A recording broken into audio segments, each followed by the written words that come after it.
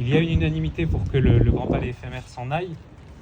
Il y a aujourd'hui un audit qui est en cours par la réunion des musées nationaux sur la proposition de calendrier de démontage fournie par JL Evans, qui nous paraît à nous beaucoup trop longue et imprécise. Ce qui est certain, c'est que la réunion des musées nationaux sera placée très rapidement dans la position d'avoir à faire un choix.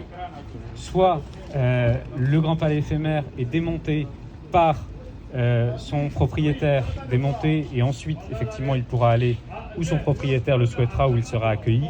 Soit la réunion des musées nationaux sera forcée d'engager dès le premier trimestre 2025, probablement dans le courant du mois de février, un chantier de démolition du Grand Palais éphémère, pour ensuite, ça c'est vraiment la phase contentieuse la plus extrême, se retourner contre JL Evans pour lui faire supporter le coût du chantier de démolition. Clairement, le sentiment que j'ai, c'est qu'ils essayent de gagner du temps, qu'ils n'ont aucune envie de partir, puis le groupe écologiste va continuer à mettre la pression.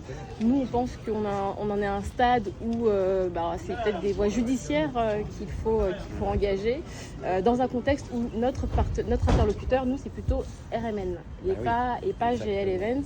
Et c'est vrai que RMN essaye de mettre la pression à GL Evans. Donc... Ils n'ont pas froid aux yeux, GL Evans, parce que au comité des riverains du Grand Palais éphémère, donc en décembre de l'année dernière, ils expliquaient qu'en 2 mois et demi, ils pouvaient démonter le bâtiment. Donc ils disaient qu'ils étaient capables de tenir le planning. Ils disaient que la seule chose qui pouvait les empêcher de tenir le planning, c'était d'éventuelles intempéries. Bon, aujourd'hui, on ne peut pas considérer qu'il y ait une situation qui empêche de démonter. Et aujourd'hui, ce qu'ils expliquent à tout le monde, c'est qu'en fait, ils ne savent pas le démonter, qu'il faut le démonter très minutieusement. Et démonter très minutieusement, ça veut dire que ça pourrait prendre entre 6 mois et 1 an. Et ils sont apparemment même pas sûrs de pouvoir le remonter. Donc vous voyez un peu l'ampleur du scandale sur ce bâtiment. Le Grand Palais éphémère doit partir aussi parce que c'est une insulte à la beauté du site. Soyons honnêtes, le Grand Palais éphémère n'est pas une vilainie architecturale, mais ce n'est pas non plus l'expression du génie architectural du XXIe siècle.